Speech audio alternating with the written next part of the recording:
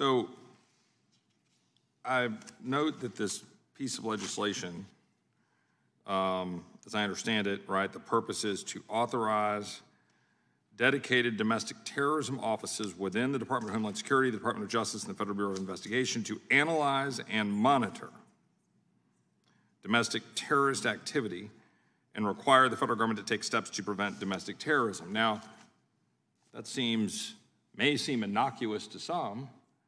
I don't find it to be particularly innocuous when you're talking about the power of the federal government and talking about the offices to monitor domestic terrorist activity. That already raises red flags for me, no matter what the purpose is, no matter who is being targeted. And so when I go back, and you all, and I've mentioned this before and I won't belabor it, but it does merit repetition, that at the center of this whole controversy, starting going back to the National School Board Association's memo, was that Scott Smith of Laudon County, who was 48 years old, about my age, I'm 49.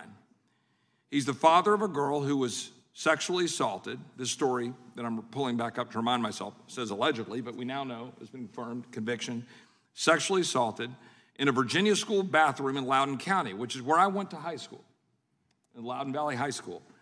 And that Scott was at this school board event subsequently to his daughter being assaulted. And his wife is yelling, quote, "My child was raped at school and this is what happens." And there's a picture that was fairly famously spread around the internet of Mr. Smith being wrestled to the ground. Now, Mr. Smith is at a school board meeting because his daughter was raped. And he's asking the school board, and frankly, he was being a little more polite than Congressman Roy would have been, I assure you. If my daughter was raped and I was in front of the school board, he was asking to be heard. And then his name ends up at the center of an effort by the National School Board Association to have the FBI investigating domestic terrorist activity. So this isn't, as some might say, oh, well, you guys are just stalling, you're trying to delay or offer amendments for show or have some political show vote. This is an amendment, or a piece of legislation that would expand the power of the Federal Bureau of Investigation to analyze and monitor domestic terrorist activity. And we know then through whistleblowers, and we've got the documentation from the whistleblowers, that we've got this edu official tag. And now all we simply want to do in this amendment, since the majority refused to accept Mr. Biggs' amendment to say, wait, let's not target parents. All we're trying to do right now is say, can we at least know who's being targeted?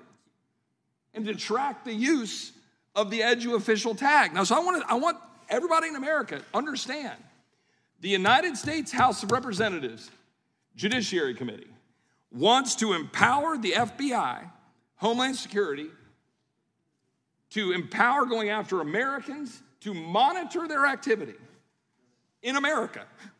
Monitor Americans. And we know that they've been doing so, targeting parents. And again, the kind of parent we're talking about is Mr. Smith, whom I've come to know. And that was the epicenter of starting this whole thing of, quote, threats to school boards.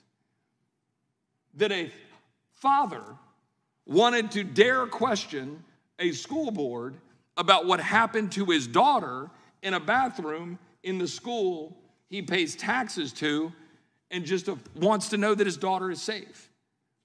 And do my colleagues on the other side of the aisle think that's okay?